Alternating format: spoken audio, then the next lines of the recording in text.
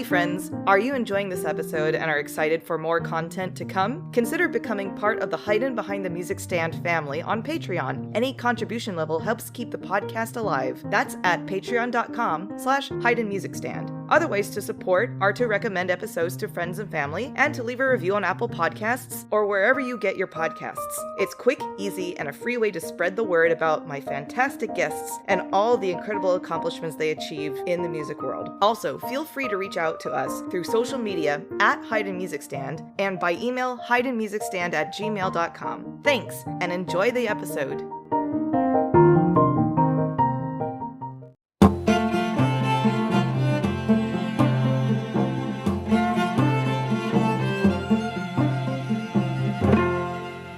Hello, and welcome to a special edition episode of Hidden Behind the Music Stand. I'm your host, Patty Ryan, and today joining me are the assistant faculty of Stringwood Chamber Music Festival, violinists Matt Lammers and Hannah Kennedy, violist Alexandra Sophocleus, and cellist Daniel Kopp. Together, we will reminisce on our summers in Lanesboro, Minnesota, from both an alumni and faculty perspective, outline what to expect as a student, and share what's in store for this coming August. Later in the episode, we'll have a surprise guest join us, but until then, hello, Stringwood Assistant Faculty! Hello! Hello! Hi, Patty! Hello! Yay! So, let's first get some nuts and bolts important information down. Stringwood dates for this summer are August 5th through 20th and take place at the wonderful Eagle Bluff Environmental Learning Center in Lanesboro, Minnesota. We are currently accepting applications until May 1st, though if you need more time to apply, don't hesitate to contact us through our website, www.stringwood.com. Students aged 12 through 22 are encouraged to apply both nationally and internationally. We already have some Canadian students who have applied. Also, please share this episode with your friends.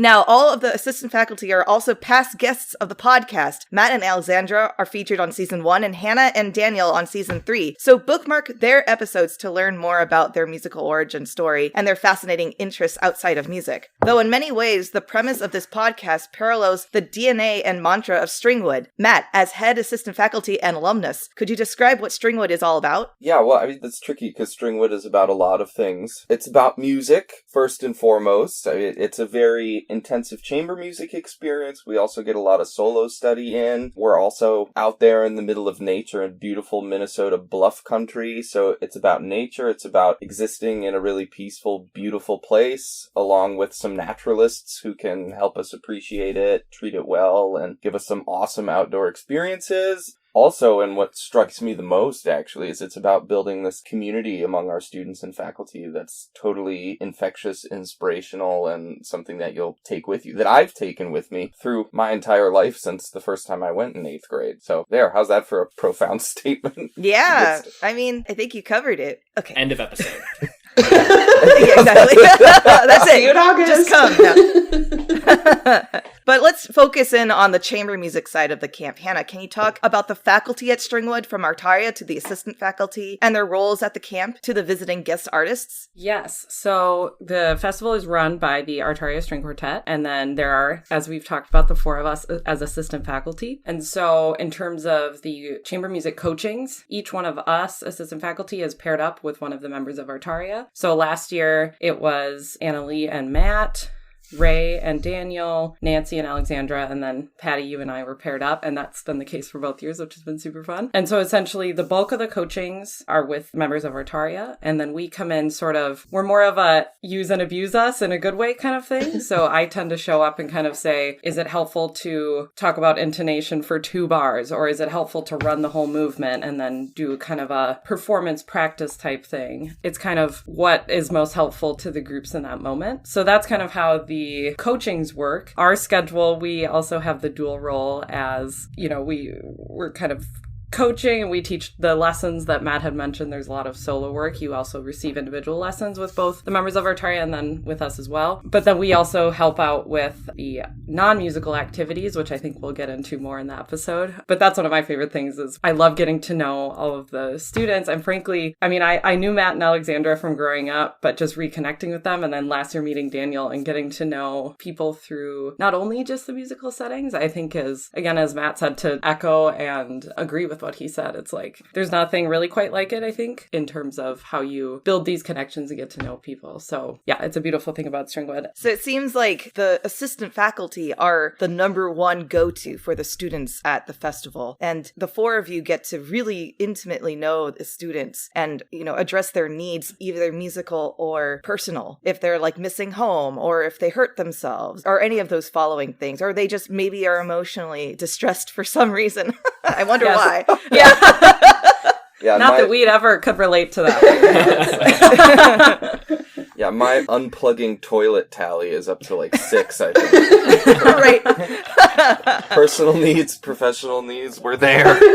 Yeah. And then Artaria, we of course get to know our students as well, but we also have to work on a bit more of a administrative higher level of, trying to make sure that we're coordinating well with all the vendors and the performance spaces and the travel and things. So that's where the assistant faculty really play a huge role in what happens at Stringwood. And so I just want to obviously say thank you to all of you, but to recognize that your role is super important and what keeps this festival really functioning, from the student level to the Artaria level. Well, I have to say too, I think that's, as you said, the kind of natural structure of it is also a huge perk, because full disclosure, I was only at Stringwood 2 times and they were pretty far apart. And the first time I really don't remember a lot of it. And now as an assistant faculty, I really love knowing like, oh, they're rehearsing right now. They're rehearsing with the guest artist, or, oh, I know that they're in town talking to the place we're going to perform. What the other activities that you guys do, I love that, because it is really then everybody has truly their own function, but also we're all a team and working to the same goal, which I think sometimes it can get a little bit like hierarchy in a bad way. But in the case of Stringwood, I feel the opposite. I feel that's a beauty of it, is this like natural but very healthy and productive kind of structure. I can talk about the guest artists if you'd like. Sure.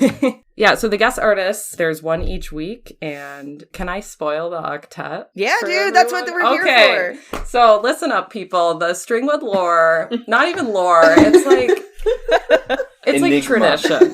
It's like every year you're basically mandated, like if you read the fine print of all the paperwork you sign, you are mandated to be like, oh, this is going to be the year that the assistant faculty and Artaria play the Mendelssohn Octet together. Then it never happens. It's like tale as old as time. It's like Groundhog Day. However, this year it's going to happen, which is going to be, yeah, right. Now it's on the podcast.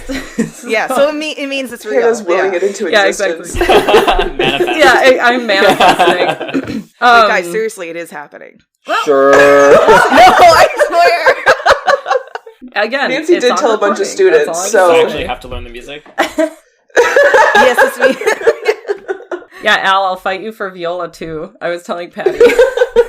I'm good. Anyway, so that will be happening this year. So if that's the deal breaker to sign up, like to audition for Stringwood because you want to hear Mendelssohn Octet, a very underperformed piece of chamber music, then you should come to Stringwood. Anyhow, so the guest artists this year are Axel Strauss, and he's going to be there the first week. And that's actually, it looks like, yes, okay, that's week 1. Week 2 is Ashley Gordon, who's from Bard College. And then Natasha Borowski, who's a cellist from Juilliard, is also coming. And they typically, there's a master class. I think sometimes they offer some lessons. Correct me if I'm wrong on that, guys. But they offer lessons, coachings, and then they perform with Artaria, which is really great because you get to see them in action after you are either taught by them or watch them teach or both. So it's really cool. And because of the living situation at Stringwood, they're among us typically. Sometimes some of them stay somewhere not on the Eagle Bluff campus, but it's fun I've always enjoyed like chatting them up at meals and that sort of thing. So it's a great part of the festival. And the students get to do that as well. That was always something that frustrated me growing up about these high profile guest artists. They show up and you see them roll their bag in and then they get tucked away in a tower somewhere like Rapunzel, protected by guards and a dragon.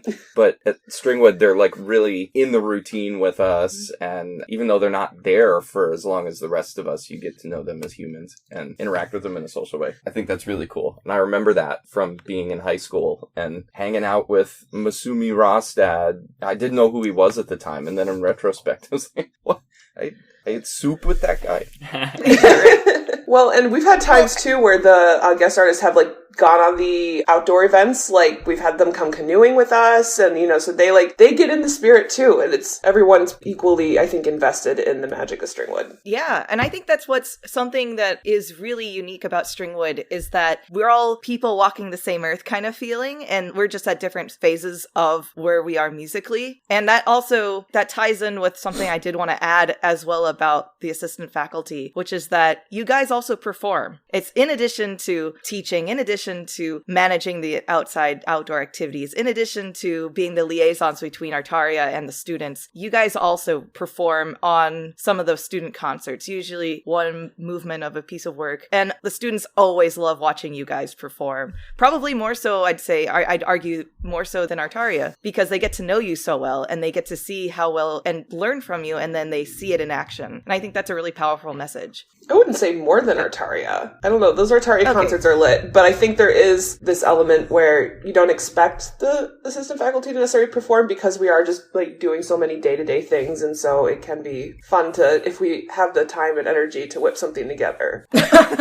Yes, it is usually like a 30-minute window, and we're like, we can prepare all of Beethoven 130 or something, It's like that. No, it's not even time with to efficient practice, though. I mean, well, but it is a unique situation to demonstrate what sort of happens between your high school years and your professional life, where all of a sudden spending an entire week preparing one movement of a piece is just not what happens anymore. You sit down, you read it, it comes together at 90%, and then you polish a few things off. Go! And I think it's also educational for the students to see us managing our professional lives in full view of what they're doing, and then sit on stage, do the thing. And I remember that too from being a student, watching the faculty manage their lives while I was sort of sequestered in this little alternate universe where nothing else mattered other than this 200 bars of music. Right. And it's very motivational to look back on, especially when I got to college and had to start building a life that looked like that. As Matt said too, like I don't want to say opportunity because that's kind of, I believe, an overused word in some ways, but the setting and the possibilities that come from the setting in terms of how and when and where you can interact with the guest artists, even if you maybe are feeling self-conscious or feeling a little cringe in the moment. And I'm saying this for myself too, because it's something that I've encouraged myself to do with the guest artists at Stringwood as an assistant faculty member, is ask them a question not about music, because not only do they have so much more about them, in addition to, obviously, and this is not, their career doesn't matter, you should only get to know them as a person. It's in addition. It's another beautiful thing about them. And you'd be surprised what you can learn. And I think they enjoy that too. And that making a connection in this idea of, dare I say, networking, right? You want to make a human connection with somebody, especially in a festival setting. These guest artists have appeared at more festivals, master classes. They've taught lessons. They've coached for decades, many of them. And so if you go up to them and say, what's your favorite violin concerto? They'll answer it, but I don't think that has the same, frankly, it's not interesting, right? And you're probably not very interested in that, maybe, to say it in a concise way.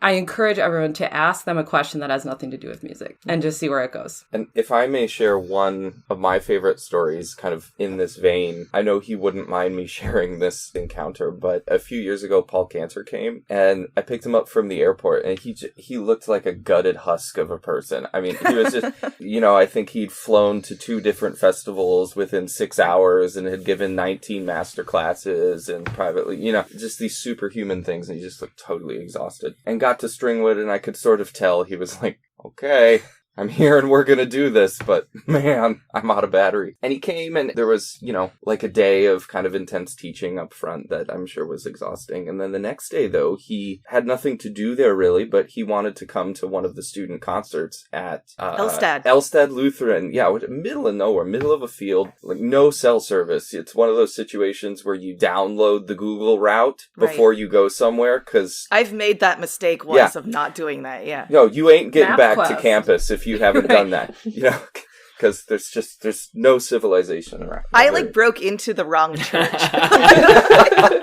I went to this other Elstad, and I found a way to break in, and I was like, where are the students? Oh yeah. And everyone's so nice. They're like, yeah, sure, come in, give a concert, and you're thinking you're in the right place. And I used their landline, and I called someone. And I was like, how do you get here? I don't know where I am. But then you couldn't get a hold of anyone because we're all at the actual church. Well, no, but actually, I think some people hadn't left Eagle Bluff, so I'd got in touch with, like, either you or Nancy or something. But go on. Yeah. Please continue the Paul Cantor story. Well, so it's this place of absolute isolation, total isolation. And Paul came along with us to support the students, which was really cool. And after the concert, he disappeared. It's like, oh, okay, well, this is a pretty important person that we can't locate. So I went looking, and I found him on the front stoop of the church, looking into this, fields that extend beyond the horizon as far as the eye can see. And there were fireflies. It was dusk. And there were fireflies just blanketing this field. It was so beautiful. And he was standing there in he was zoned out, totally zoned out, just staring at this field. And I came up and it's like, hey, what's going on? And he said, peace for the first time in weeks. Aww. And then he asked, he said, that was a really impressive concert. Where are all the children? I said, oh, well, they're in the basement of the church. Our wonderful hosts have baked a bunch of baked goods as a little reception.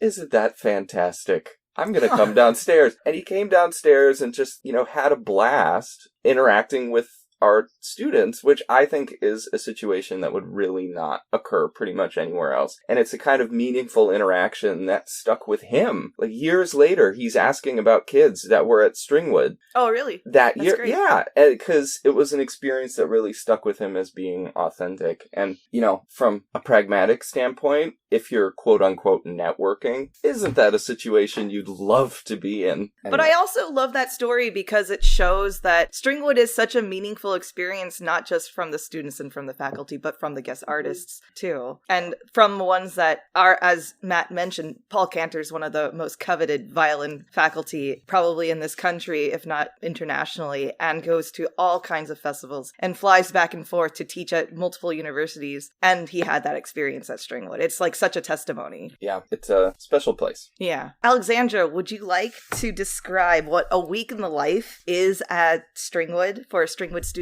Absolutely, I would. The program is 2 weeks total, and each week follows a pretty similar structure. At the beginning of the week, it's all about really getting to know the music you're playing, because it's a new piece, and even in the first week, you're getting to know new musicians that you're playing with. So the first week is all about getting to know people. You have rehearsals and coachings and a lot of lessons every day. There's also, in the beginning of the week, symposiums. So the assistant faculty hosts a symposium each week, and the Artaria hosts a symposium each week. And the assistant faculty symposium is usually something regarding like rehearsal techniques, things to help students really start the process of what does it mean to play in a string quartet. And the Artaria Quartet will usually do a symposium about something related to the concert that they're eventually going to do that Wednesday, is usually when the Artaria concerts are. Those are really fun because it gives everyone an opportunity to understand the music that's going to be performed other than just at the listening level. You get to talk about some of the music theory or some of the history or some of the significance of the piece, which I think provides more meaning to the concert and gives students an opportunity to really engage deeply with a piece that they're not necessarily playing. So I always think that those are really cool. And then in the middle of the week as well, there's usually, depending on when the guest artists are in town, there will be master classes. So they will involve mostly solo playing. Sometimes there are quartets that will do master classes. Then towards the end of the week, there's a lot of preparation for the weekend of concerts that will eventually happen. So then in the middle of the week, there's like I said, the Artaria concert, and they'll perform with the guest artists who had done master classes earlier in the week. And then usually the day of the first concert, they'll do an Artaria master class, which is where the students all perform, like they do their first run through performance of their piece for Artaria members that are not their usual coach for the week. And so that's a great way to practice performing, which I think is something that is not usually emphasized enough in programs like this. I think it's a wonderful opportunity to get that first performance down and then to get additional feedback from other Artaria members that you might not otherwise get to work with throughout the program. And so then the weekend is usually 3 performances. So there's the Friday performance is usually in Lanesboro, and then the Saturday performance is usually a tour, which is like someplace outside of Lanesboro, Minnesota. So we go to Spillville, Iowa a lot. We've gone to Winona, Minnesota. We have performed in Rochester. You know, it kind of depends on what the setup is for that week. And then the final concert, or the Sunday concert, depends on which week it is. The first week, we do it in Lanesboro, and then we go on our infamous bike ride to the Wayland Pie Shop. And then the final week is when it's the final concert of the season, and so therefore we are in downtown Minneapolis, usually at Antonello. So you get to perform at a lot of different awesome opportunities, and even within that, you get to listen to recordings of your performances throughout, so you get to like learn from the experience and then apply it. So having so many performances provides a really unique experience of getting to see what worked, see what needs retouching, and then going from there. And it's such a collaborative and awesome process throughout the week. Yeah, thanks, Alexandra. Daniel, can you share more specifically about some of the tours that we do? And I had actually missed talking about the listening labs that we do. Could you also describe in a little bit more depth of what the students gain from that experience? Yeah. So, just like what Alexandra was saying, this past summer was my first time at Stringwood, and it really stood out to me. A big difference between Stringwood and any other festival I had gone to as a student or faculty is this opportunity to perform not once, but 3 times.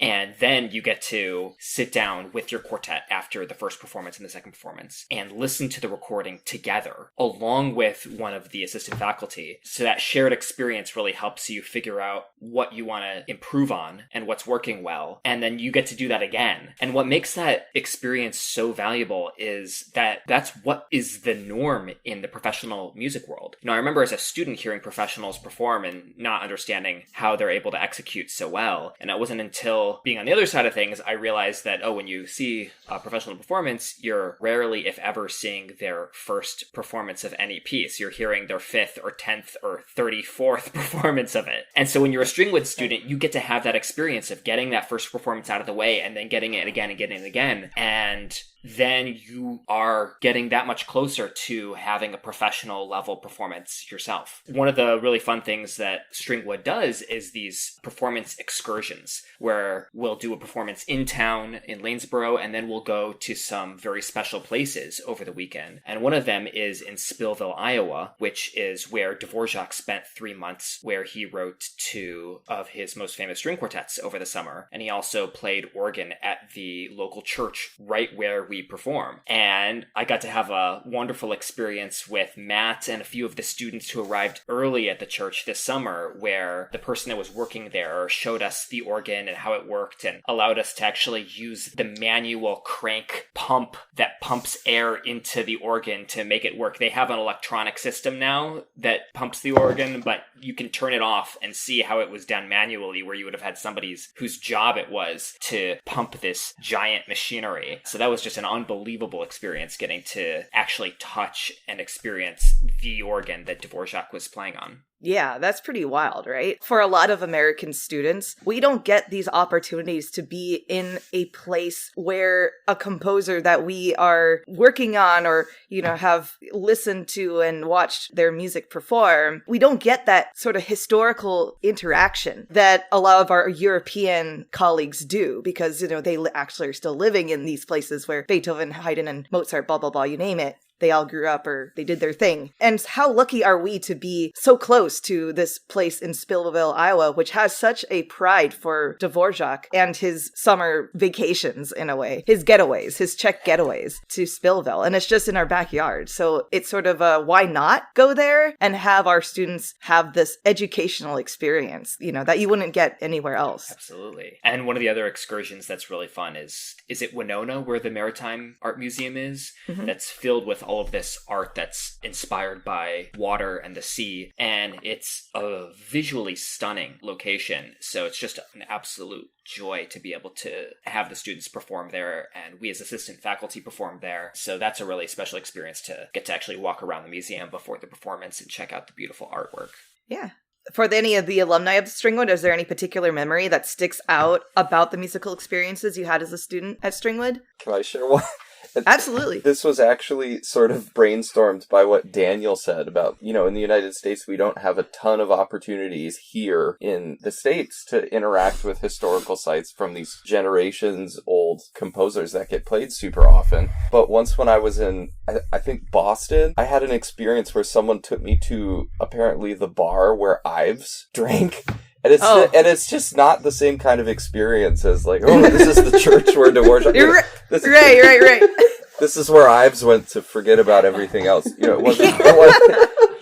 It wasn't the same. And so I got thinking about Ives, and that actually reminded me of a Stringwood memory, which is my very first summer. So it would have been between 7th and 8th grade for me. I came with my really cute preformed quartet. We thought we were super good at music, and we weren't. But we showed up to Stringwood, and it was a great experience. And Artaria had it was kind of a genius repertoire assignment. They gave us a movement of an Ives quartet, one that was pretty simple, but still very much in the spirit of Ives, which is this experimental, hectic, crazy layering of stuff in nonsensical ways that's also really kind of gripping. It's the sort of genius that emerges from total chaos. And at the time, there was an outreach performance that we did at a nearby either assisted living or a memory care facility or something, in rural Minnesota. And we showed up with our Ives and played this. And we were thinking we were getting away with something, because as Ives goes, it's pretty well organized and calm, but it's still Ives. And I remember looking up in the middle of our performance, and this crowd of elderly people, all of them had this facial expression of just total confusion. Like, what was, like mouths sort of hanging open, looking at us like, is something wrong with me, or is something wrong with them? And as a middle schooler, that was really my first experience to get such a strong reaction from an audience. And I remember it really clearly and fondly. Yeah, that's funny. Al, I feel like you've got the good stories. Oh, do you have one in the vault? In the vault? Yeah, you're like, oh, this story's kind of silly, but then I always like die of laughter every time you feel like you got the good stuff. Now I feel an immense amount of pressure. I have nothing. Okay. I'm trying to think. So I think one of my favorite performance experiences is also simultaneously one of my least favorite ones, but it's one that I look back with like a different perspective, is when I was like 14. I think it was like my second year at Stringwood. And the guest artist, we didn't have like the set violin, viola, cello faculty every year at that point. But this year we had a violin/viola guest faculty who was doing a master class. And we were like, oh my God, there's going to be a solo master class. This is crazy. And no violists were signing up for the master class. It was like people were going around begging violists to sign up to do that. And so I finally said, okay, fine, I will play my J.C. Bach concerto. And this was in a stage in my life where I had lacked a lot of confidence in my playing. And so I remember signing up and being just kind of like completely petrified the entire time that I was waiting. And I was like, I went to Anna Lee and I had a lesson. I'm like, I signed up to play the master class and like, I'm so scared. I don't know what to do. And I like played my J.C. Bach concerto for her and all this stuff. And then I was just like waiting, and I was like, God, I hope I don't go first in this master class because I think I'm going to lose my mind. I need to hear other people play first to like ground myself. And then I was talking to a friend who had heard the master class order, and they were like, yeah, you're going first. And I remember yelling the loudest and longest no of my entire life that I'm sure just like echoed through the halls of the dorm. Like, just because, me and my flair for the dramatic, but like, I thought I was gonna die, like, pretty much, that's how it felt. And, I remember I got on stage and I just played the most aggressive and loud version of J.C. Bach that I'd ever played, because I was so nervous. I was so nervous, and everyone was like, you just need more confidence, and that was how I decided to exude confidence, was just belligerently play the piece. And so, but I remember, I think the masterclass happened and I played it, and I was so amazed by the amount of support that I got from my peers and from the faculty and from the guest artist. And it was just such a I look back and see that as like a pretty major moment in realizing like how much value there is in education and not showing up perfectly. I don't think I understood the lesson until much later in life, but Stringwood is the place where you can like show up not as your perfect performance self, and people will celebrate your strengths and help you develop in ways that you want and need. And, that masterclass was one of the most anxiety-provoking experiences of my life, and it was also something that I wouldn't trade for anything. Thank you for sharing that story. I think that, as funny as it is, I think it's actually really powerful to have shared that, because I was just going to ask, do you guys consider Stringwood to be a competitive environment? No. Yeah, I think so.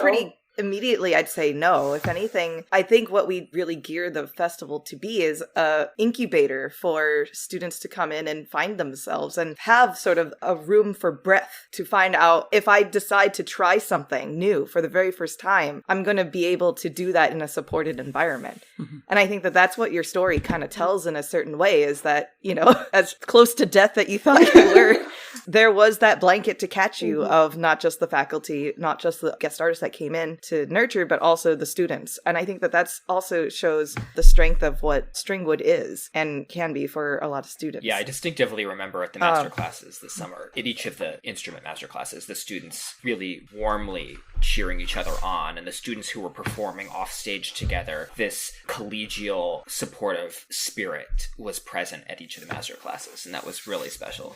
Well, so now this is the part where I'm always jealous of the students at Stringwood, because I rarely get to participate in outdoor activities, as I'm usually rehearsing during this period of time with Artaria and the guest artists. Matt, would you describe the various outdoor activities that are offered to the students at Eagle Bluff and our relationship to the naturalists there? Yeah, well, I personally love the outdoor activities because they're facilitated by the staff naturalists at Eagle Bluff, which from a selfish standpoint means we get to be passengers for like the only time while we're there, which is a great relief. But these activities are also a total blast and oftentimes fairly informative, because these are highly educated naturalists teaching us how to interact in a meaningful way with this place, which is really cool. And they're also just really fun people. I mean, we tend to develop a strong relationship with them by virtue of coexisting with easygoing people. So that's really fun. And the kids often develop pretty meaningful relationships with these naturalists too, because they're around living on campus the same way we are. But these activities are just so fun. I mean, we go canoeing in the Root River. We'll go rock wall climbing indoors.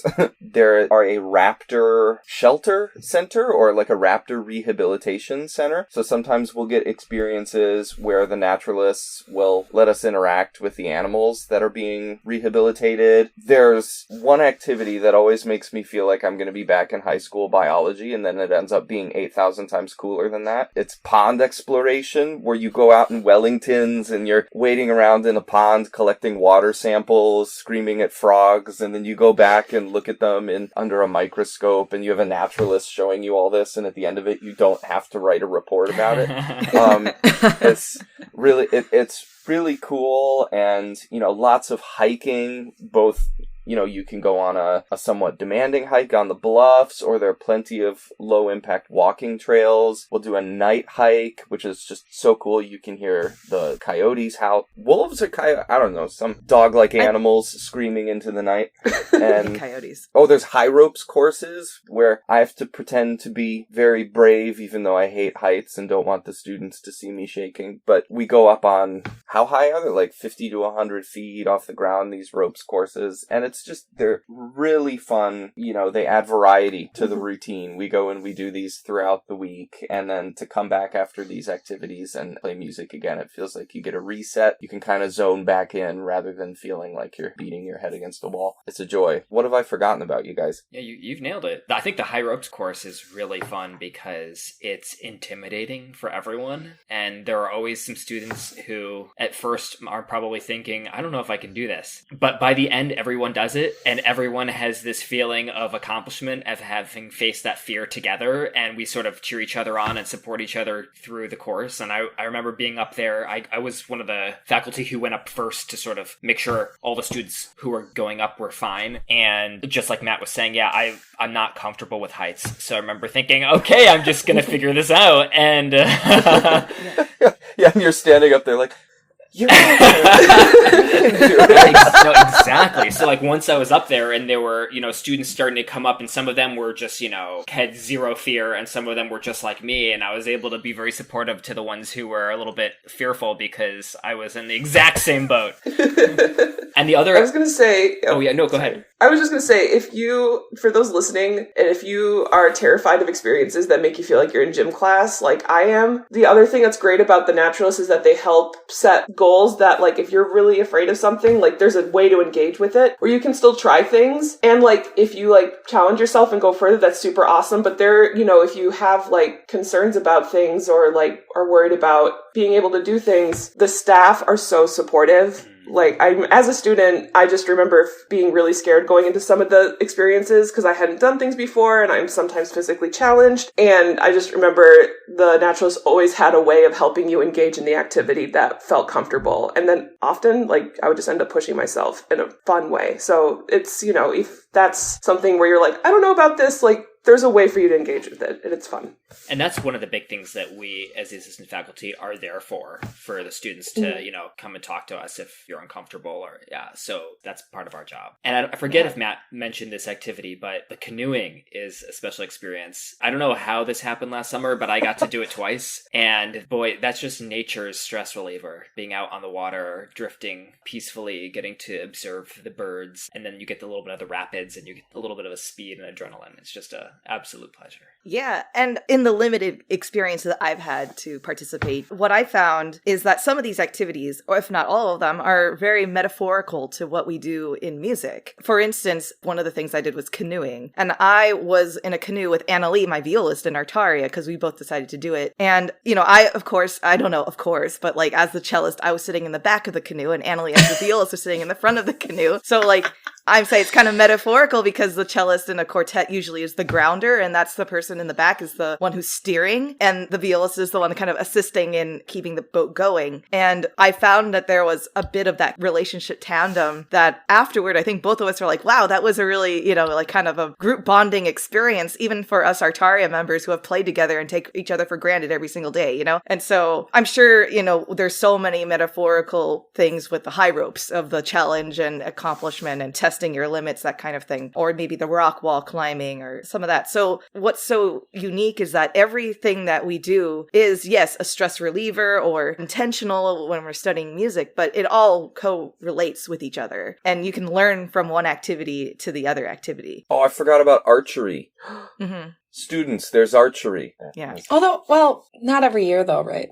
Well, some of these activities rotate depending on the availability. Yeah. Right. Yeah. And there's also a campfire sometimes. So there's like some chiller activities that we do. Those have been fun. A lot of times people sing Hamilton, just like the entire musical in one sitting, which is fun. Or, you know, there's other little things that you can do that are just, you know, you can get out in nature and as Alexandra says, go at your own pace a bit. The Root River hike too. Forgive me if it's been mentioned, but that was one, we definitely did it one of the times that I was a student, but then my first year as an assistant faculty, we did it. And there's this really cool, I think it's an old mill, I want to say, or like generator. And you get to go look at this. It's not ruins, like it's not totally decrepit, but it's unused now. And just the ways that what has stood up to time, and then there are the vines and the trees and everything coming in, and just the trail. I gotta say though, there's like a strenuous hill that I hated because I'm lazy, but it's just beautiful to go out there with people that you know so well in a way, but not all the ways. I find it easier to be vulnerable in like I've never done X outdoor activity and I'm about to try this for the first time in front of like 25 other people. But once you play your instrument in front of people, I feel like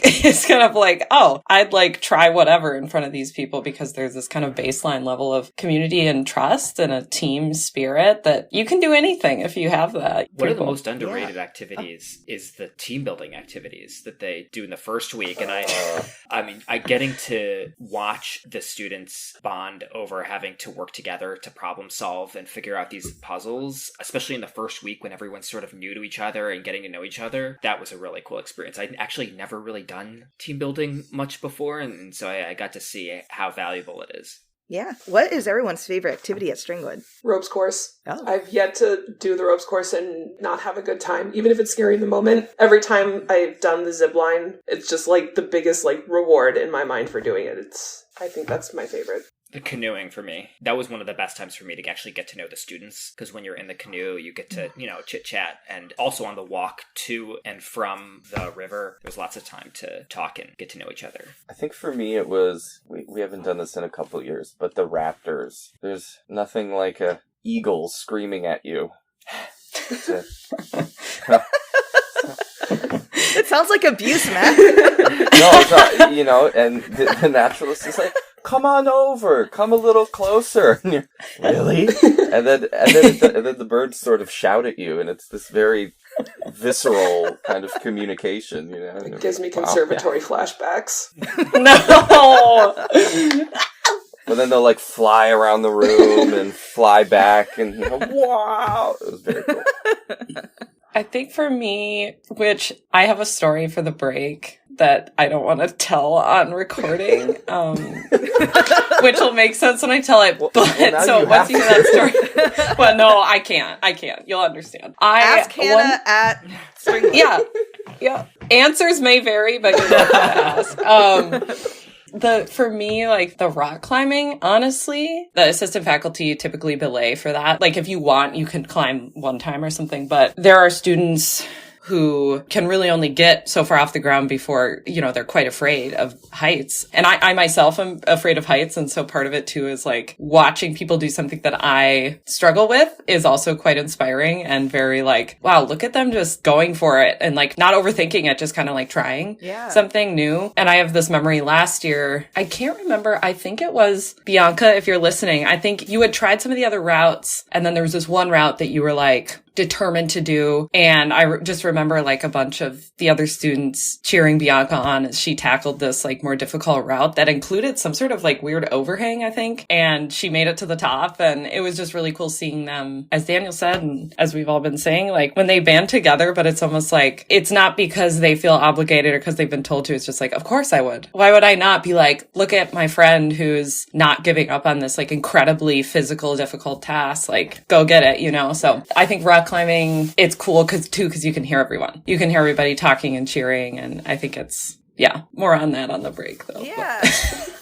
Well, yeah. I think I know it. Speaking of a break, why don't we take a second, take a breather, and we'll be right back.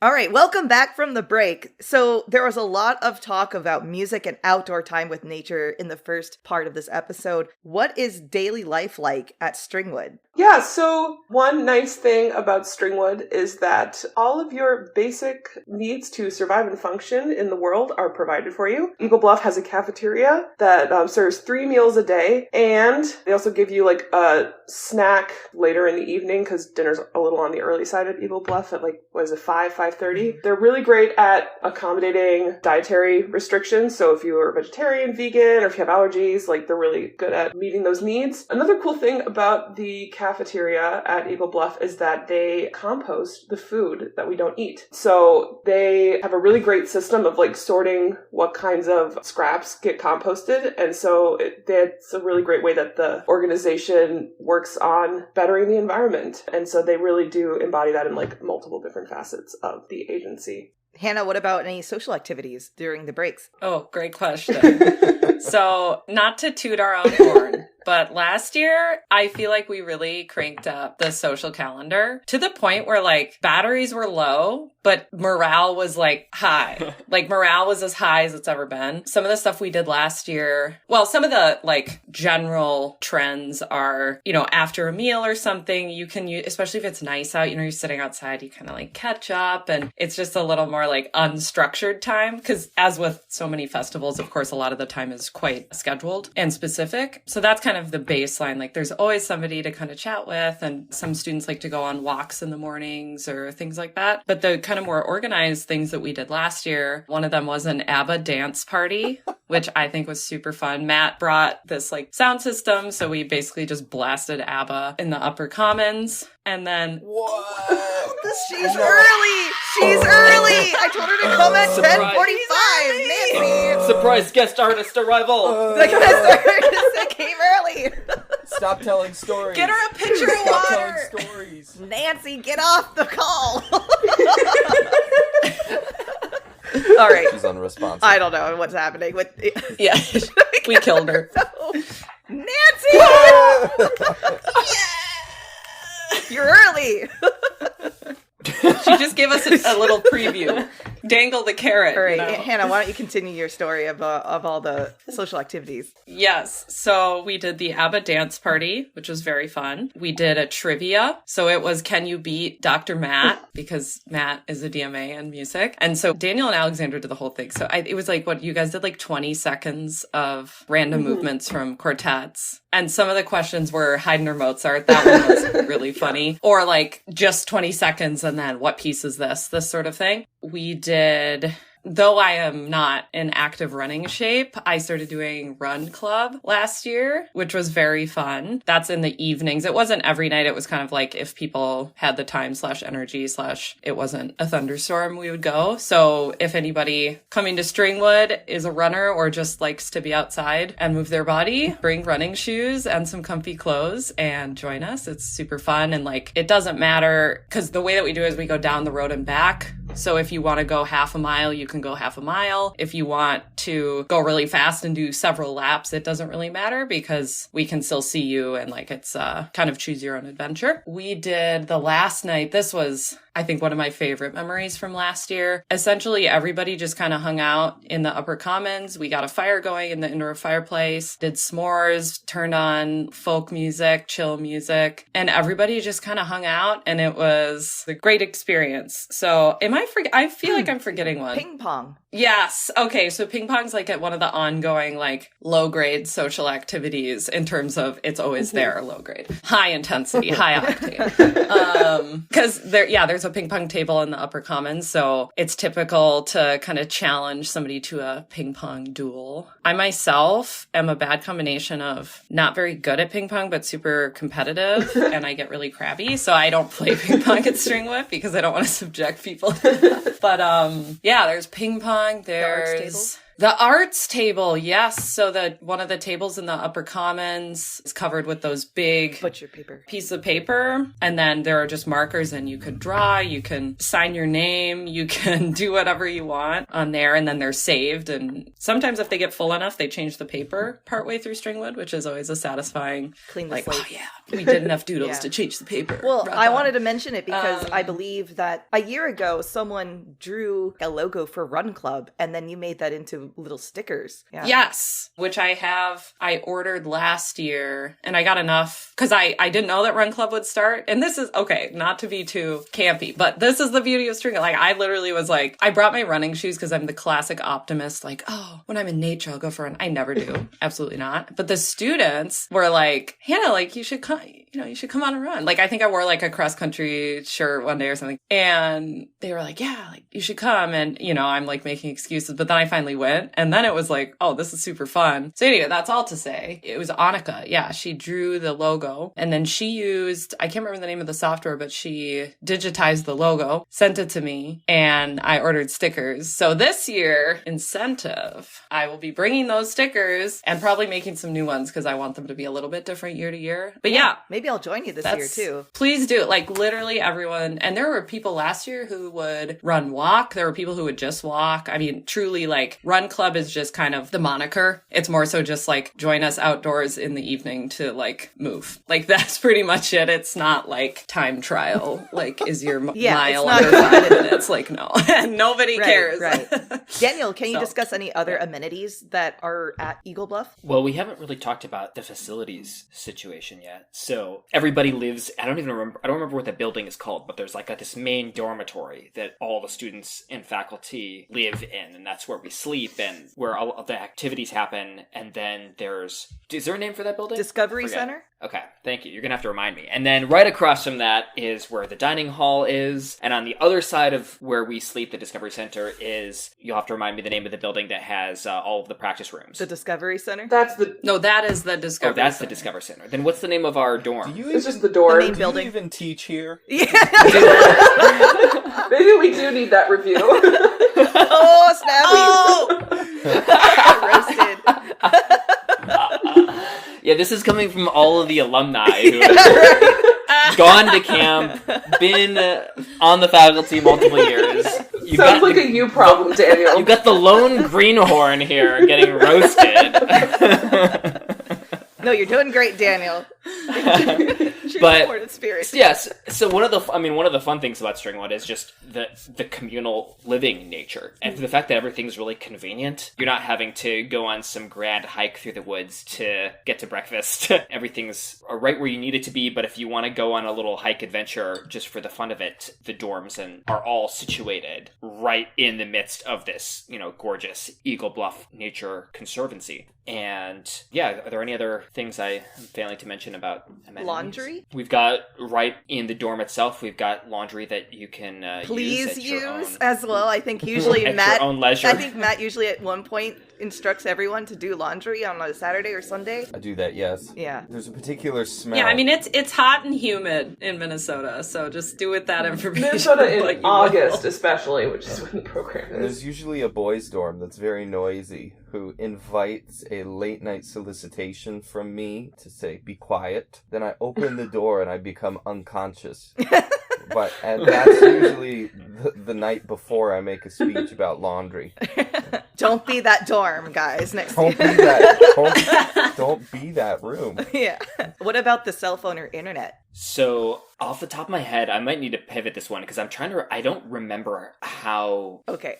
good or bad the cell service was generally. We don't have, unless you have Verizon, you probably don't and will not have cell service at Eagle Bluff. Also, the Wi-Fi at Eagle Bluff is very, very weak and usually coveted by the naturalists and the employees at Eagle Bluff and Artaria and the assistant faculty, because we need to use the internet in order to communicate with vendors and logistics and just keep the business of the festival running. So we don't usually allow students to use the natural Wi-Fi that is there already, as it does slow everyone down. So no, there's not going to be much watching of Netflix. There's not going to be much watching of anything. If you need to use those services, though, if there's something you need to do, of course, you can reach out to the assistant faculty and Artaria, and we will accommodate for you. But again, unless you have a very strong Verizon, by all means, go use your data plan. But just to say, there's really not a lot that you can do. But also, frankly, there's so much already provided at Eagle Bluff, you probably won't have time to just watch Netflix. Well, you'll be tired. I mean, I'm always like a zombie.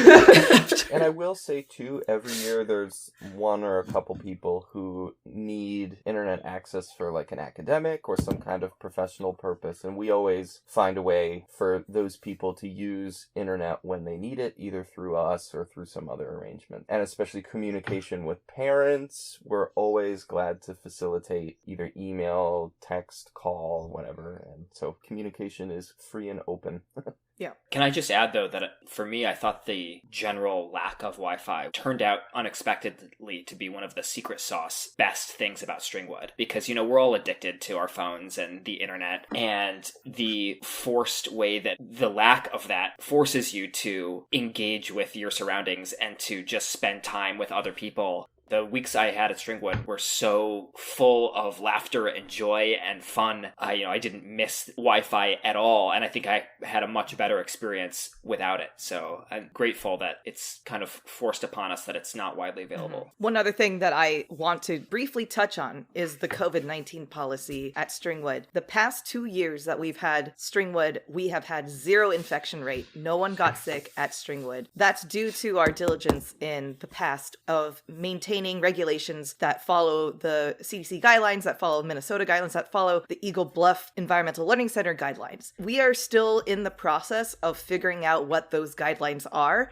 but here are some baseline things that we will be for sure implementing, which is that 24 hours prior to arrival, we will require a proof of a negative COVID test from all students. In the middle of each week that students enter the festival, we will test and provide a rapid test for all the students to, again, make sure that everyone has a negative test result. And in the event that any student presents symptoms or produces a positive result from that midweek test, there is a on-site infirmary, and that student will remain in isolation until either a negative test is proven from the symptoms or a parent or guardian can pick up if it is in fact positive. Again, this is an ongoing, we look at the trends, we look at, what we can do safely, but these are some basic COVID-19 regulations and policies that we will have. And this is ever changing. So once you apply and are accepted to the program, you'll have much more updated information. But this is what we can provide as of today. Matt, can you describe the lights out and early morning routine? Yes.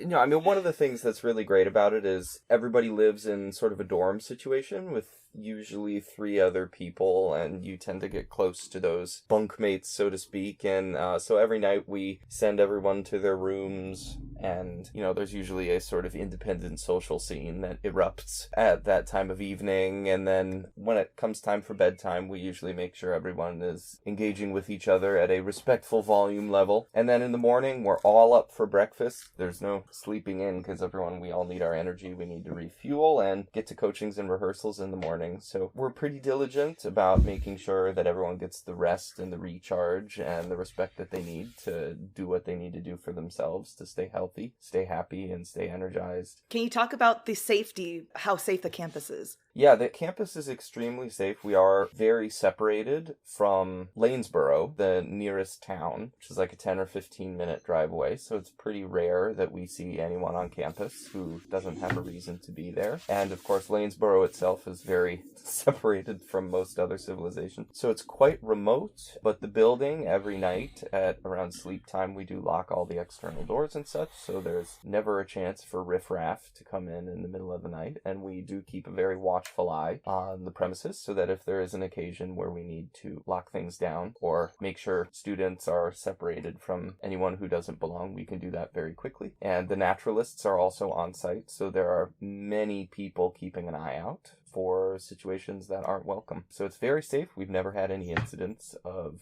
conflict or cases where anyone's been in danger. It's a very safe place. Thanks. Yeah. Now, there are 2 important members of our staff at Stringwood that I must mention that are integral to our festival. The first is pianist John Jensen, who performs with students that participate in the guest artist masterclasses. He's like a walking encyclopedia of music and is very friendly and easy to perform with. Just know that he doesn't read digital music. So please bring a score. If you are planning on performing in the masterclass, please bring a paper score because he's just of a generation that doesn't enjoy using technology.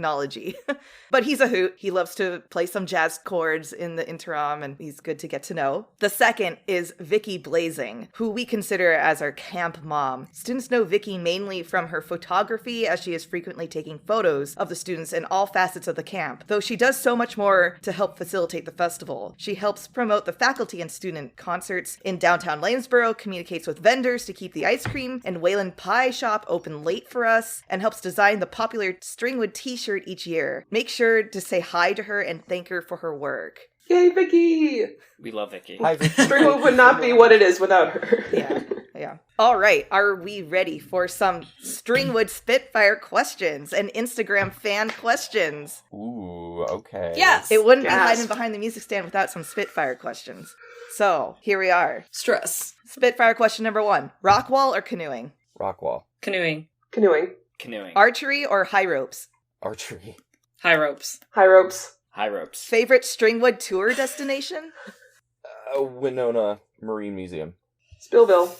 Hannah. Broke the rule. It's okay. Step off. It's I'm okay, panicking. I'm Alexandra. panicking. Winona. I'm fired. I'm so sorry. What did Hannah say? Winona. The Maritime Museum, Winona. Favorite slice of pie at the Wayland Pie Shop? The one that's left. Seriously. Blueberry. Anything with rhubarb. I'm with Matt, the one that's left. Let me just also put a premise. At least every year that I've done the bike trip to the Wayland Pie Shop, there's always been a little mini accident for some reason or another. Just make sure. Or several. Like last year, someone got stung by a bee and fell off their bike, or somehow got like flies in their eyes or something and fell off their bike. Another year, someone thought they could ride a bike, and I was trying to teach her, and she fell off the bike. But then the next year, she came back and she figured it out. So just make sure, to maybe start practicing riding a bike before coming to Stringwood, or make sure that you communicate with us, because there's always a car that will take you there as well if you are uncomfortable biking. Our biggest threat to safety and well-being is a very aggressive insect population. So. Yeah. That too. Favorite flavor of ice cream at the downtown Lanesboro ice cream shop? Oh, okay, here's the order, everyone. Listen carefully. Choose your favorite ice cream, turn it into a malt. They can do a malt with any ice cream flavor. My go-to is Mackinac Island Fudge. Malt. Chocolate peanut butter. Malt or cone. I'll also say chocolate peanut butter on a cone. I'm still too much of a novice to remember the flavor option that I like the most. Didn't you like the blueberry cheesecake one? No, Daniel? I would have gotten something that had like chocolate. There was one that maybe had toffee and chocolate. Or Rocky Road? did that have toffee? I don't know. All right. Daniel. You'll have to do a lot more experimentation this coming summer. We'll need a report after next year. Yeah, it'll be in his... As we had these really intense opinions, you could see Daniel's soul like leave his body. What was on the menu? Just quickly Googling the menu. Yeah, right. Yeah, where am I? What do you get at the Eagle Bluff gift store? My favorite thing that's come from there is one year for Father's Day, back when it was in June. The students got me a stuffed raccoon because of a particular incident involving one of the camp vans. And that's Right. my favorite piece of gift shop merchandise. Oh, God. I can't say I don't think I've ever purchased anything from the gift shop, so this year might be the first year. When I was a student, I would always buy postcards because I used to collect postcards. So I'll say that. All right, Daniel. Yeah, I think they've got a nice variety of stuffies. Stuffed animals? That's what my 6-year-old cousins call them. Stuffies? Oh, Okay. Hawks or snakes? This is referencing the animals that are available and caged to look at Eagle Bluff. Caged. Just importantly, caged. Or when they're not. Well, I mean, that's- right. Yeah. Hawks. Yeah, hands down. Hawks. definitely the Hawks. Hawks. Okay. Favorite night snack provided by Eagle Bluff? Nate's homemade ice cream. Yeah, he does it with aquafaba. So he uses the juice from like our bonzo beans and things and makes this vegan ice cream, which is pretty It's tasty. fabulous. Honestly, I really enjoy the salty crunchies. So goldfish, Cheez-Its, any of that stuff. That's my vibe. Do y'all remember those cookies they made last year where we took a bunch because they were, I don't remember what kind of cookies they were, but they were delicious cookies. End of sentence. Yeah, they were like Yes. short baked chocolate chip or something. Like really. Yeah. Yeah. I'm always a fan of ice cream, so the vegan ice cream. Nice. So now we've got our special guest appearing. Oh, she's still connecting, but this is artistic director as well, Nancy Oliveros, the second violinist of the Artaria String Quartet. She's entering during our Spitfires, so feel free, Nancy, once you get settled, to join in. Let's keep going though. Sunrise or sunset? Sunset. Sunrise. Sunrise. Sunrise. I'm the black sheep here. I know, man. Ping pong or art table? Ping pong. Art table? Art table. Art table. Ping pong. What is something you can't live without at Stringwood? Wi-Fi. No. My espresso routine. Oscillating fan. I was going to say my portable fan. Yeah. Hangers. Yeah, that's a good one. Good one. I always forget hangers, and then I'm like, where do I put my clothes? Yeah. Somebody lent them to me. I don't remember who, but I had a savior. I think you stole a variety from my parents, and then you came home and you were like, "Thank you so much for letting me use these." And they were like, "Where did these come from?" I thought I borrowed them from somebody at Eagle Bluff, like Henry, like one of the. Did you? Maybe it was both. Yeah. You were like, I need more hangers. Maybe that's why my parents were so confused, because you borrowed them from Henry and then gave them to my parents. Welcome, Hello? Nancy. Thanks for making an appearance here. Yeah. Let's just finish this one Spitfire question. Favorite piece to sight read with students at Stringwood? Bach chorales. Ooh, yeah. Mendelssohn Octet. Hey, there it is. Here we go again.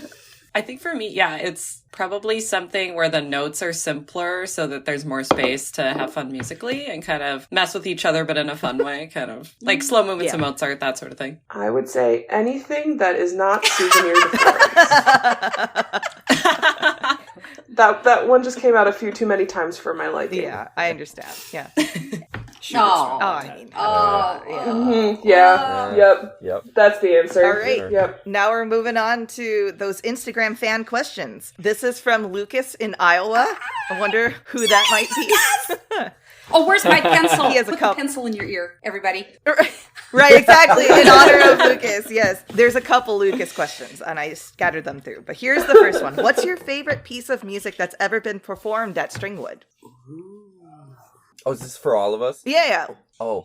Oh. See, that's a problem because there's a lot to choose from. Mm-hmm. Lucas.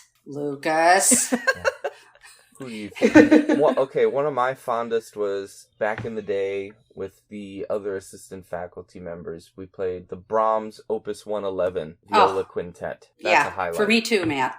Yeah, it's gorgeous. I was going to say, for me, it's the Dvorak American Quintet. And I just, because I associate that piece so heavily with, like, the ambiance of Stringwood, like, it just all makes sense to me. I think last year, and I have some other highlights, but the first thing that came to my mind was the Villalobos, because Patty, you and I worked with them. And so, like, seeing them work on a piece that isn't as familiar to them in many ways, not only from I'll speak for myself, Patty, I'm not sure if maybe you felt the same way, but it's like, it was great teaching a piece that isn't, oh, here's like Mozart G major, something where it's like many versions of that exist in my head, both from performing and listening. But the Villalobos, it was like cool to be in that experience and then watch them make the piece their own and hear. And I felt similarly about, essentially any of the pieces from the past few years that weren't as familiar to those particular students. And some of those pieces, it didn't have to be a piece that's like, there were students who were unfamiliar with stuff like Death of the Maiden as well. It's not so much the piece itself, but watching anytime the students are like, oh, I've never heard this. And then being a part of watching them like be like, but this is how to play. Take ownership, taking I've ownership always that they're that. performing. Yeah, totally.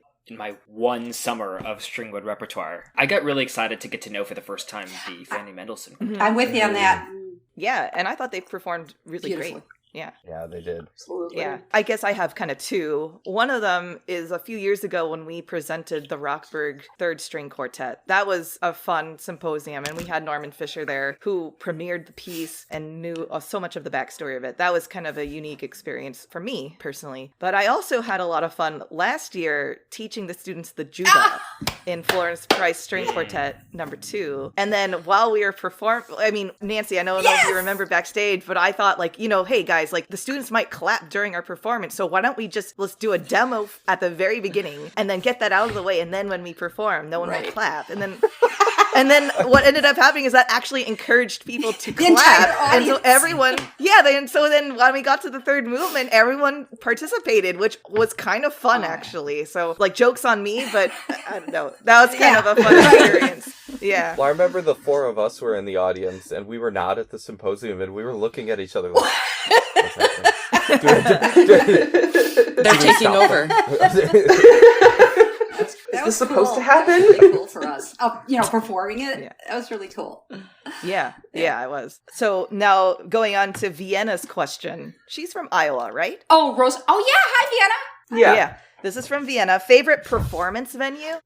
At Stringwood. Yeah, not like ever. Carnegie Hall.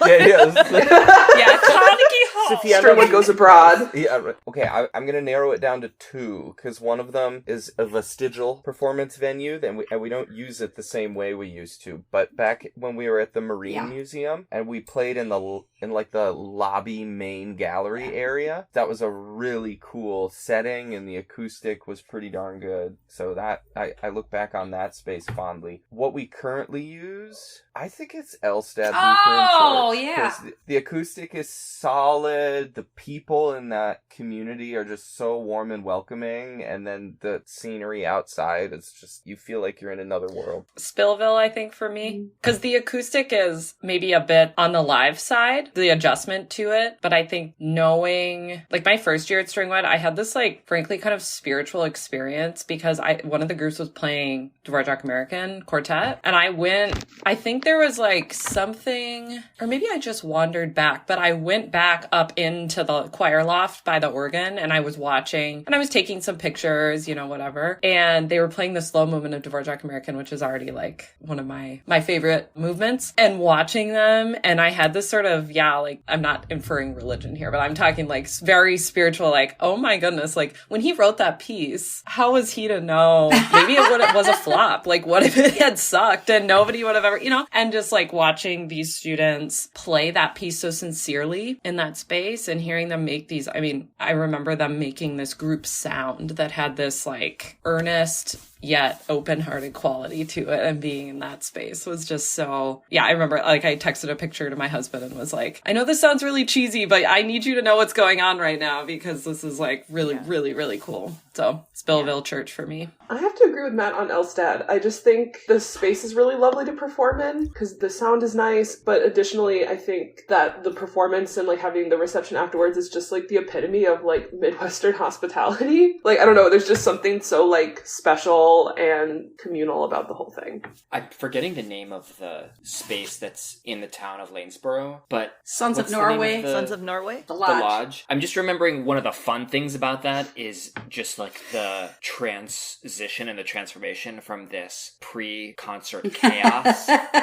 of getting everybody there, getting the space arranged, like into this magical, quiet, beautiful performance venue. Just the experience of going there was a lot of fun. But maybe the most special one for me was the final one. Oh. Is it McPhail? Is that where it is? What it's called in Minnesota? Just because, you know, it's a beautiful space. The acoustics are wonderful. The students who are playing with piano are getting to play on this gorgeous grand piano. And most of the families are actually there to see the work that the students have put in over the weeks that they've been at Stringwood. And so that makes it a really special environment. Yeah, that's my answer as well. Daniel stole my last one. Is actually, it's the most rewarding to see the buildup of the 2 weeks and then sort of this release and joyousness of ending camp on such a high, with the metaphor or the high note. All right. So this is another question from Lucas from Iowa. Favorite Stringwood cellist from Iowa? I think that's pretty leaning. Yeah, Vienna. Shout out to Fox Henson. All right. This is from Cecil in Minnesota. Do you all feel as inspired as the students do when we leave the festival? Oh, I'm gonna cry. I'm gonna Yes. cry. I'm gonna cry. Yes. Yeah. Oh my What god. if we said no? Yes.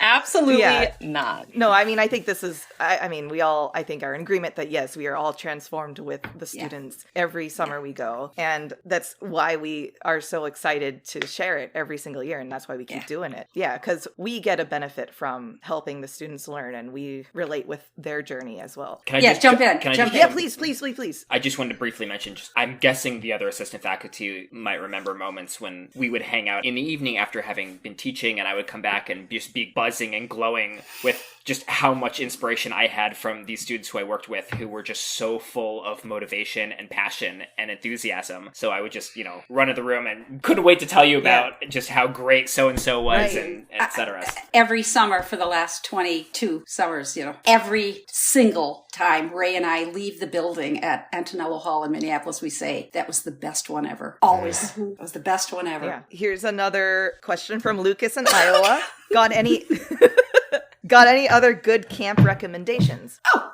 yeah. There are Yeah. tons. But Well, no, but Stringwood. But Oh, yeah, absolutely. What more do you need? Absolutely. There are, if you're aspiring to beyond, you just keep looking up. I can't think of anything that as a kid that I would rather do. I know that when we started Stringwood, we walked onto the Eagle Bluff campus, so to speak, this gorgeous place. And we said, oh, this reminds us of Kneisel Hall. This is where we're going to have our Midwest Kneisel Hall. And Kneisel Hall is just a high caliber chamber music festival. So it's Full of greatness, historic greatness and beyond and toward the future. And thinking of that, and since Lucas is asking, our guest cellist this summer, Natasha Brovsky, we were all students together at Kneisel Hall. And so I'm so excited to have her come and see what we're doing, guys. I am Finally, so too. excited that she's going to come and I believe she'll have the same feeling about Stringwood. Yeah, I'm excited. This is a question from Ian in Minnesota. What's the best instrument in the quartet, and why is it the viola? So, I think we all know which Ian this is. Yeah. I have nothing to say other than Best of both worlds. Best of all worlds. I mean, come on. It's the middle of the Venn diagram. Mm-hmm. I mean, and all the composers played viola in the Dvorak, Mozart. But I mean, at the same time, we have to say, you know, what's the saying? Greater than the sum of its parts or something like that? Yeah, the whole is greater. Yes. And I will just mute myself, honestly. I will throw a curveball back at Ian. I recently played the Lerdahl Waltzes, which is violin, viola, cello, bass. And so my favorite instrument in the string quartet is now the bass.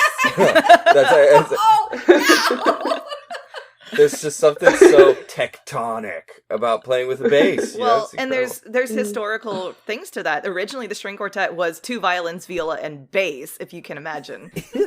So, yeah, I don't know. I mean, I'm glad it's the cello. I am too. So if Daniel's review doesn't go well, we know we can just recruit a new bass. Okay, this is specifically a question for Hannah from Eric Conway. Do you know this person? Yeah, it's one of me Gotcha. and Nick's really good friends. If Hannah had only one board game for the rest of her life, what would it be?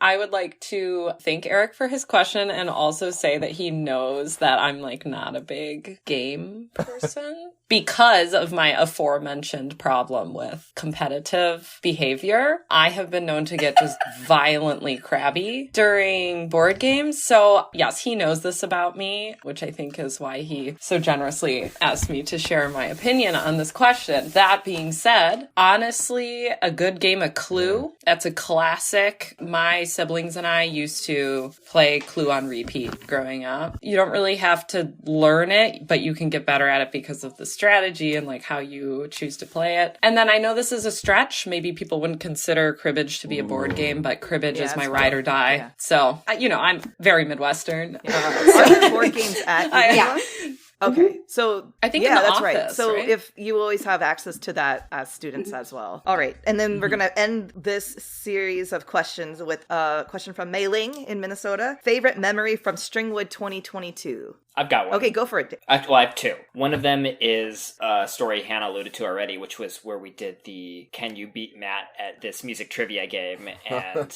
I was confident that the quiz that Alexandra and I put together would stump Matt on at least something.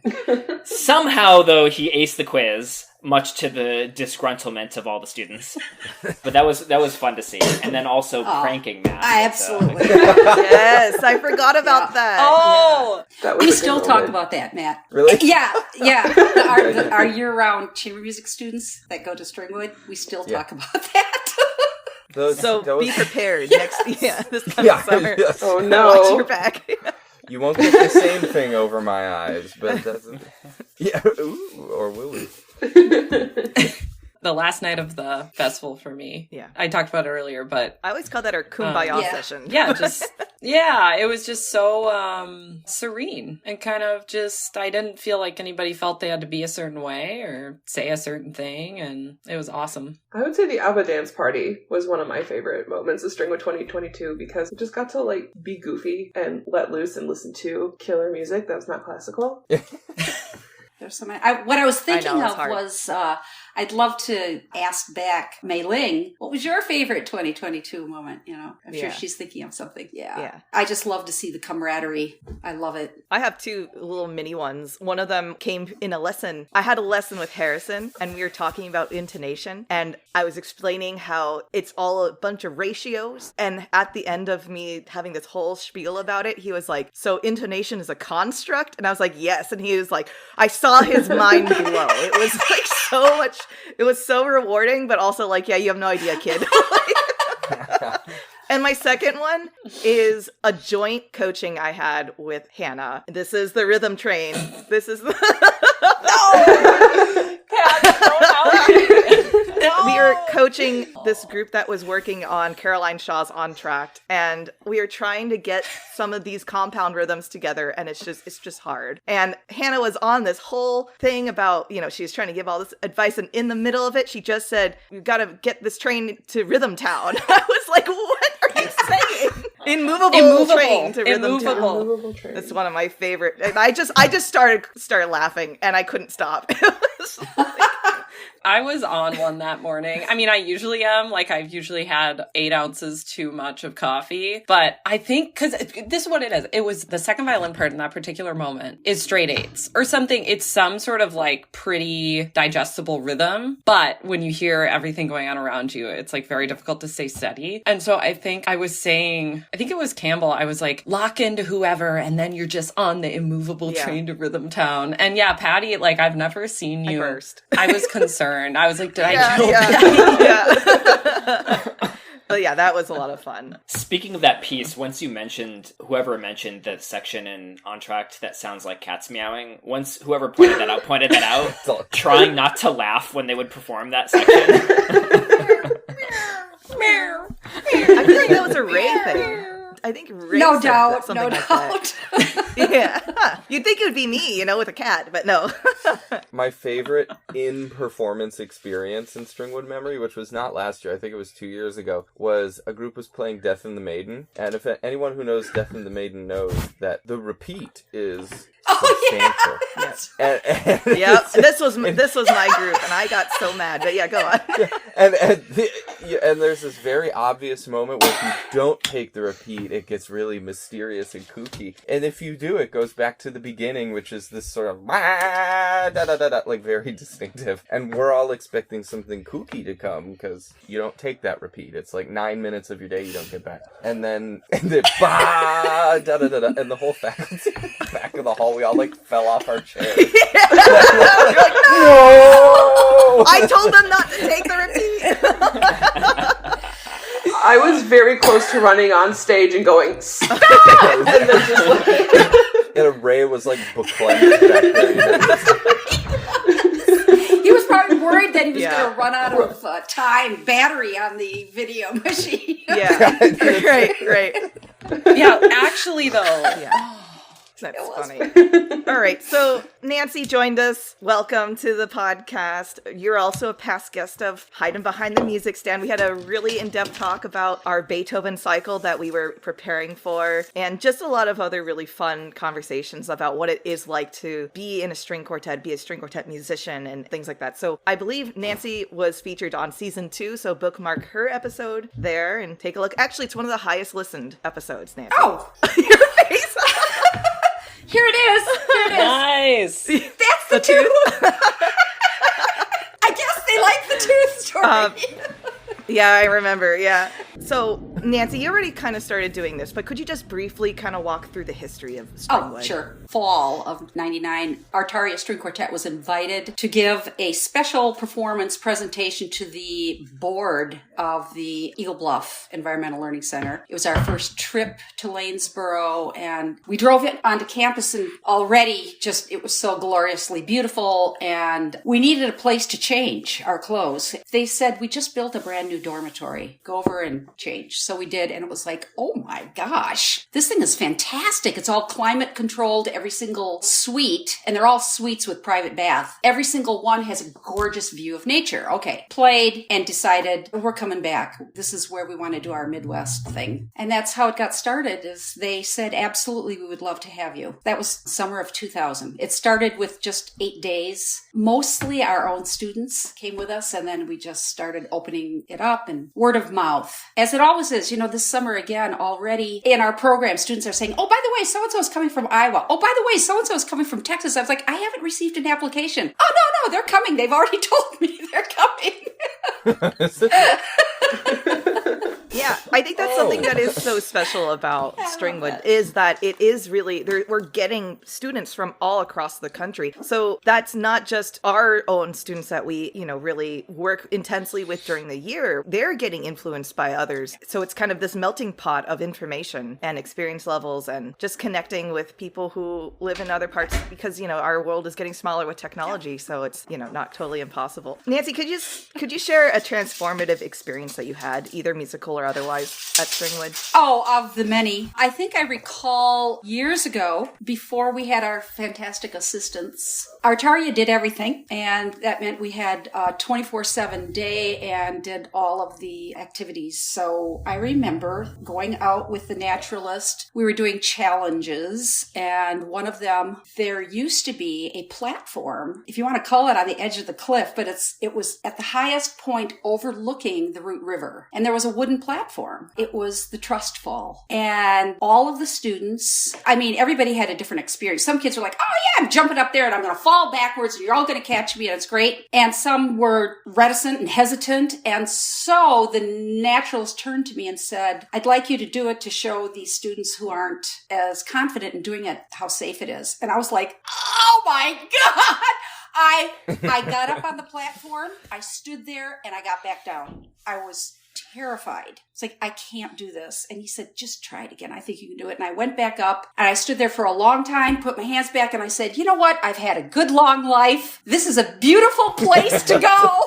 If I'm going to go, this is it. And I fell backwards and they caught me. You know, it's just like a cushion of arms just held me up. You know, and it changed me. That's just that you can do anything after that.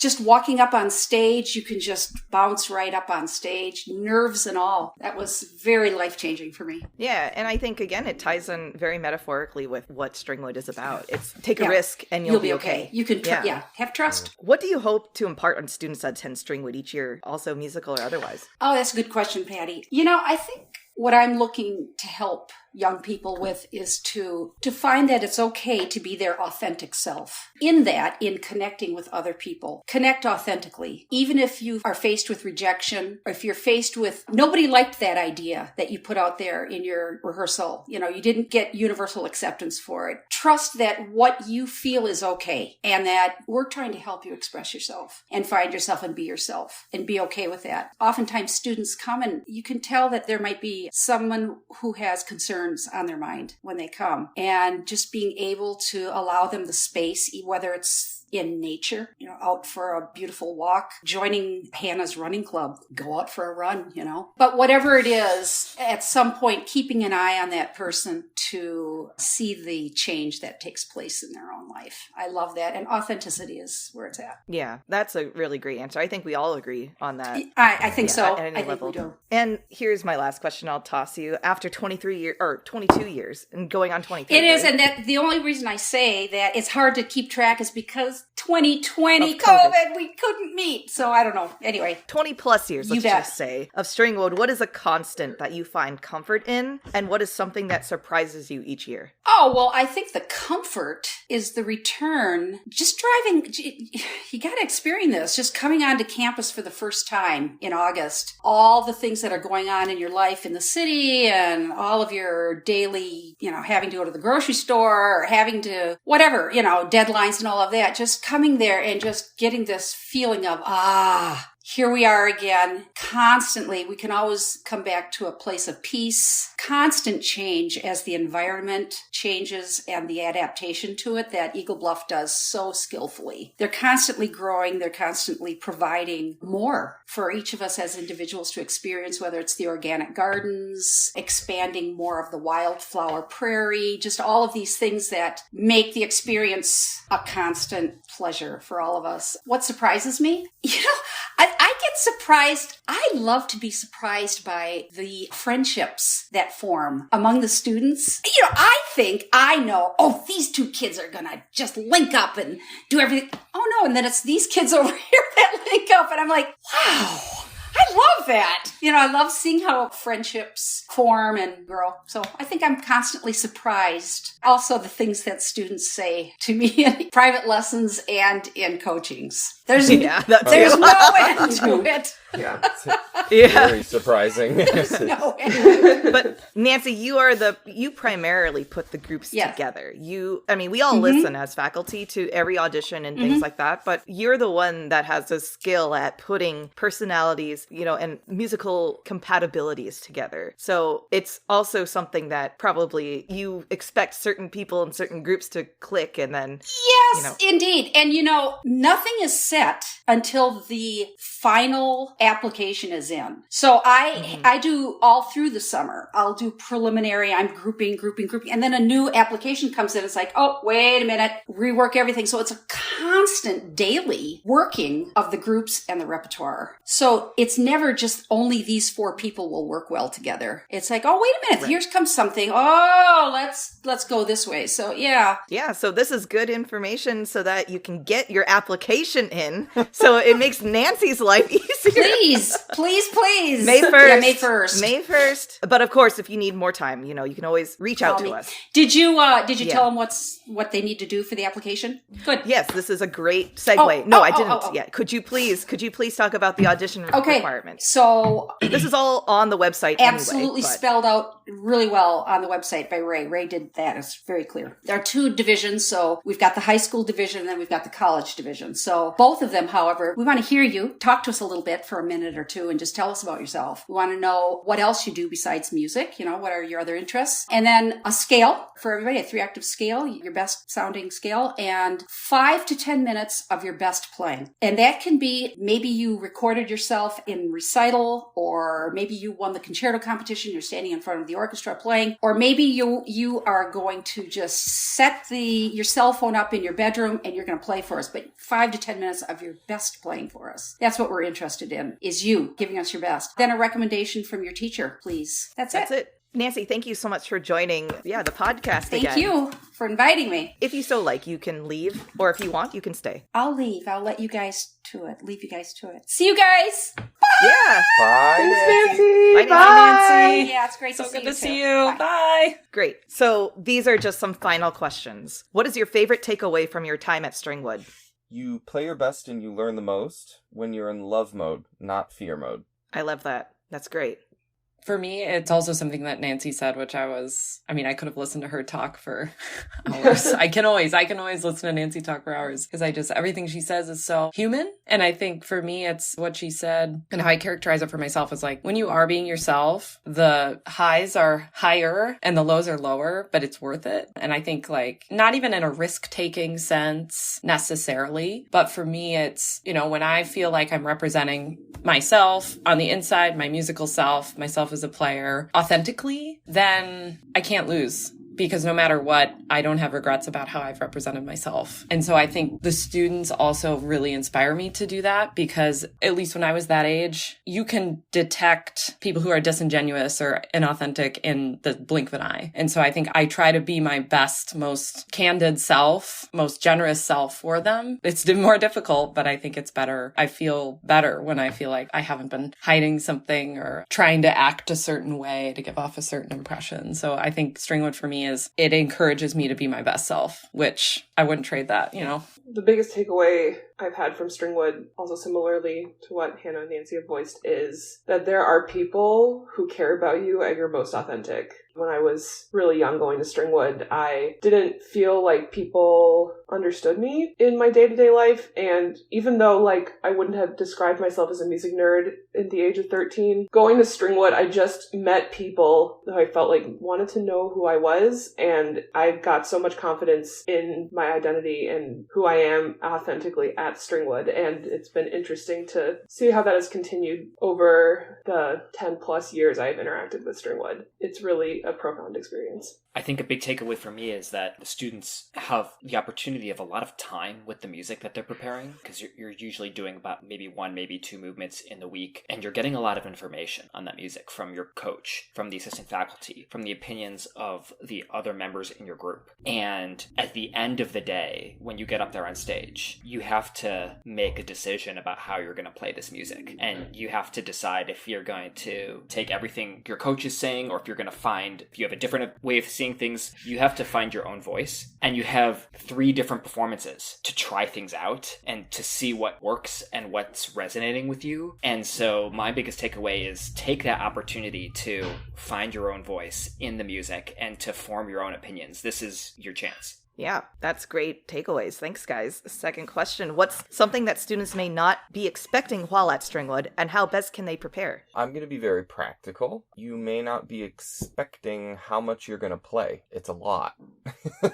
Prepare physically, get yourself in shape, in playing shape, and preferably in overall physical shape. Don't take a long playing vacation before you come, because it'll be a tough re-entry. And prepare yourself mentally to take care of your body and take care of your mind. Listen to its signals and come with strategies to help it recover on a nightly basis. Help yourself stay sane and ready to accept all the awesome experiences that you're going to have. Yeah, mine is also in the pretty practical approach. Plan for beyond the expected weather for 2 reasons. One, the humidity fluctuation is going to be just as big of an impact on the clothing you choose to wear as the temperature. For example, last year, I feel like we enjoyed maybe some lower temperatures, which was nice. And I felt like because I love like wearing a sweatshirt, being cozy, but that's not always the case. So yeah, just bring a variety of clothing that feels crazy, but it's better to have options than to be caught like, wow, I've been cold for 4 days, or wow, if I have to wear jeans in a rehearsal one more time, I might have a heat stroke, so just come prepared with options. That's not to say overpack, but just give yourself options so that you're comfortable, because again, as Matt said, if your physical body isn't feeling necessarily the way that you want, it's really hard to focus, and it can be hard to like be generous and be your best self for your peers, because you're so like, oh my gosh, I'm losing a gallon of sweat because I am not like so overdressed sort of thing. So bring options for concert clothes and day-to-day clothes. I was also going to go down the practical line. I think a lot of students will bring bug spray, but they never bring hydrocortisone for bug bites. So make sure you have supplies, because you will get bug bites. And it's fine. It's Minnesota. It's the state bird. It's the mosquito. But the thing I most consistently hear is, God, I wish I brought that. So bring that. And I'll just add to that, when the cafeteria is open, there's food. And then when the mealtime is over, there is no food available. And so if you're somebody that wants to have a snack, there is no place to get a snack. So you might consider bringing some snack options for yourself if you're a snacker. And lucky for us, Patty is the queen of snack providing. Yeah, so I usually have food in my place if you really need a nosh on something. She like buys out the Trader Joe's. She actually just redirects one of the delivery trucks, backs it up to her window and says, "Yep, put it in here." I'll add on top of that, make sure you hydrate. Make sure you bring a water bottle. There is a water fountain, but you'll want a water bottle. So just make sure that you hydrate yourself. Make sure that you take a shower. And make sure you get good sleep, too. That's important. I mean, I meant that question to be practical, so you guys hit the nail on the head. To all the students who are hesitant to apply, what is one thing you can say that would encourage them to submit an application? I mean, mine's listen to this episode, I guess. Share this episode with your friends, yeah.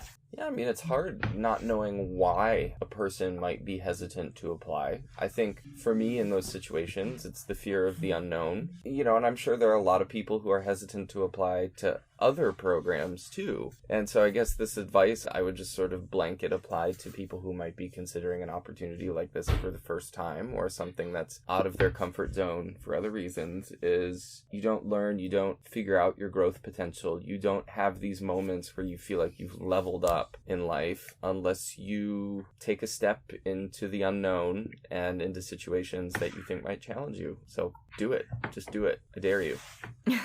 Yeah, I think for once, I'll keep it short and sweet. It's better to be told no, but know that you tried, than it is to not take an opportunity and then always wonder what could have happened. So if your concern is that you won't get in, that's okay. Maybe this year you don't, but that's kind of, I think, part of life. Let somebody else tell you can't do it. Don't tell yourself you can't do it for some sort of kind of arbitrary reason. I was going to say something a little similar to Hannah, which is an application is not a contract to having to go to Stringwood. So if you're not sure how you want to spend your summer, applying just opens up the opportunity to say yes or no if you get in. Additionally, I think this is a theme we've talked about throughout this whole episode, is this is the best place to face fears musically or to challenge yourself, because it is probably one of the most supportive environments. And I personally have felt that as a student and as assistant faculty, that this is one of the best places to try things. I'll just add to that. If you've never gone to a festival like this before, there are a lot of ones that are, 4 weeks or 6 weeks or 8 weeks long. Stringwood is this nice, sweet 2 weeks of intensity, but, 2 weeks is just 2 weeks. So if you're, nervous about going to a program for an extended period of time, I think Stringwood is a great way to dip your toes in the water of summer music festival life experience without overcommitting yourself. Yeah, and I want to add that for a lot of kids, this might be their first time away from home. And it's like a great practice for when you are 18 and go to college and have that first experience that you might, Stringwood's a very welcoming, supportive environment that, yeah, you'll be away from home, but you have such a family here that will be a new family for you that you can create through music. And what better way? That reminds me, my first year of Stringwood, I was 13 years old. I was the most homesick I've ever been. I didn't necessarily anticipate that for myself. I think I called my mom like twice a day. And at the same time, I had no regrets of being at Stringwood because I made friendships that I still have today. And so the homesickness can be real, and also it doesn't negate the awesome things that can happen at Stringwood. Yeah, thanks, Alexandra. Well, thank you all for joining me today and sharing your thoughts, memories, and experiences at Stringwood. Apply today, and for more information, visit www.stringwood.com. Follow us on social media on Instagram at StringwoodCMF and Facebook. And please share this episode with your friends and family who may be interested in applying to Stringwood. We all look forward to seeing you this coming August. Woo! Yes, we do. Yay! Yay! See you soon. Yeah, take care, and thanks for listening. Sushi says, go to Stringwood.